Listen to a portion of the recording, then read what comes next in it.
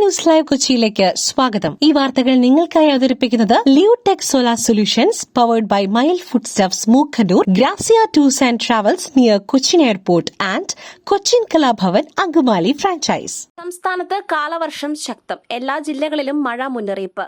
സംസ്ഥാനത്ത് ഇന്നും ശക്തമായ മഴ തുടരുവാൻ സാധ്യത. വടക്കൻ കേരളത്തിൽ അതിശക്തമായ മഴയ്ക്ക് സാധ്യതയെന്ന് കേന്ദ്ര കാലാവസ്ഥാ വകുപ്പിന്റെ മുന്നറിയിപ്പ്. കോഴിക്കോട്, കണ്ണൂർ, കാസർഗോഡ് ജില്ലകളിൽ ഓറഞ്ച് അലർട്ടും 11 ജില്ലകളിൽ യെല്ലോ അലർട്ടും പ്രഖ്യാപിച്ചു. മലയോര മേഖലകളിൽ മഴ കനത്തേക്കും. കേരളം, കർണാടക, ലക്ഷദ്വീപ് തീരങ്ങളിൽ മീൻപിടുത്തത്തിന് വിലക്കേർപ്പെടുത്തി. സാങ്കേതിക സർവകലാശാല ഇന്ന് നടത്താനിരുന്ന എല്ലാ പരീക്ഷകളും മാറ്റിവെച്ചു. പുതുക്കിയ തീയതി പിന്നീട് അറിയിക്കും. മഴയ്ക്കൊപ്പം ശക്തമായ കാറ്റിനും ഇടിമിന്നലിനും സാധ്യതയുള്ളതിനാൽ പൊതുജനങ്ങൾ ജാഗ്രത പാലിക്കണമെന്നും നിർദ്ദേശമുണ്ട്. ചികിത്സാ പിഴവിനെ തുടർന്ന് വലത് കൈ നഷ്ടപ്പെട്ട വിനോദിനിക്ക് ഭാവിയിൽ സർക്കാർ ജോലി നൽകണം. ബാലാവകാശ കമ്മീഷൻ ശുപാർശ. ചികിത്സാ പിഴവിനെ തുടർന്ന് വലത് കൈ നഷ്ടപ്പെട്ട പാലക്കാട് പല്ലശ്ശന സ്വദേശിയായ 9 വയസ്സുകാരി വിനോദിനിക്ക് ഭാവിയിൽ സർക്കാർ ജോലി നൽകണമെന്ന് ബാലാവകാശ കമ്മീഷൻ. കൈ നഷ്ടപ്പെടുവാൻ കാരണം സർക്കാർ സംവിധാനങ്ങളുടെ വീഴ്ചയാണെന്നാണ് വിലയിരുത്തൽ. ചെയർപേഴ്സൺ KV മനോജ് കുമാർ ഉൾപ്പെടെയുള്ള ഡിവിഷൻ ബെഞ്ചിന്റേതാണ് ശുപാർശ. ഫിലിപ്പീൻസിൽ വൻ ഭൂചലനം. ഇന്തോനേഷ്യയിലും ജപ്പാനിലും സുനാമി മുന്നറിയിപ്പ്.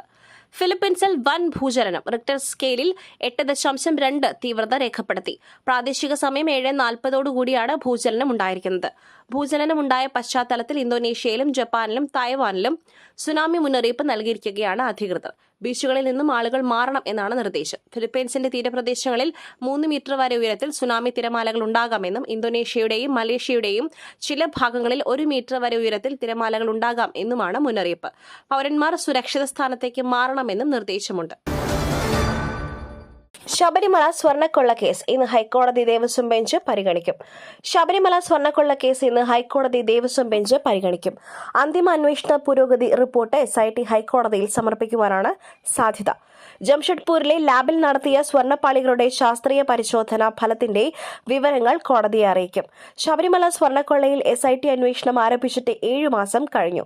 കേസിൽ തന്ത്രിയുടെ ജാമ്യം റദ്ദു ചെയ്യണമെന്നാവശ്യപ്പെട്ട് SIT നൽകിയ അപ്പീലിലും ഇന്ന് വിശദമായി വാദം കേൾക്കും.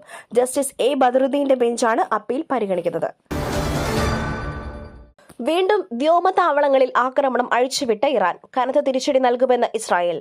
ഇസ്രായേലിലെ റാമത്ത് ഡേവിഡ് വ്യോമതാവളത്തിന് നേരെ ഇറാന്റെ ആക്രമണം. ബാലിസ്റ്റിക് മിസൈൽ ആക്രമണത്തിന് തിരിച്ചടി നൽകുമെന്ന് ഇസ്രായേൽ. ഏപ്രിലിലെ വെടിനിർത്തലിന് ശേഷം ഇതാദ്യമായാണ് ഇറാൻ ഇസ്രായേലിനെ ആക്രമിക്കുന്നത്. ഇസ്രായേലിലെ റാമത്ത് ഡേവിഡ് വ്യോമതാവളത്തിന് നേരെയായിരുന്നു ഇറാന്റെ ആക്രമണം. പുട്ടു രുചികരമാവണമെങ്കിൽ മയിലിന്റെ പുട്ടുപൊടി തന്നെ വേണം. അതിന് ചെമ്പാപ്പുട്ടാണെങ്കിലും അങ്ങനെ തന്നെ. Mile rice and food products, ശ്രേഷ്ഠം സമ്പുഷ്ടം. CUSAT joint registrar Muhammad Saleem TB ഷോക്കേറ്റ് മരിച്ചു.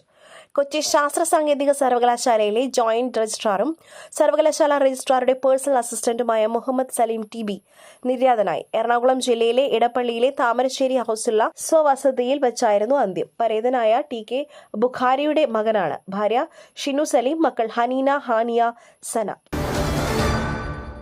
ഊരുട്ടമ്പലം സരസ്വതി വിദ്യാലയത്തിലെ ജാതി അധിക്ഷേപ പരാതി അന്വേഷണം നടത്തണമെന്ന് DYFI.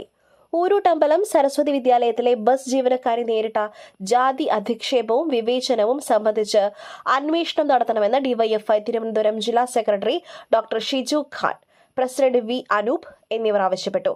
ജാതി വിവേചനത്തിന്റെ ഭാഗമായി പട്ടികജാതി വിഭാഗത്തിൽപ്പെട്ട വനിതാ ജീവനക്കാരിയെ ജോലിയിൽ നിന്നും ഒഴിവാക്കിയതും കടുത്ത ജാതി അധിക്ഷേപം നടത്തിയതും ഗൌരവമുള്ള വിഷയമാണെന്നും ചൂണ്ടിക്കാട്ടിയിട്ടുണ്ട്. മറ്റൊരു വാർത്തയുമായി കണ്ടുമുട്ടുന്നതുവരെ നന്ദി, നമസ്കാരം.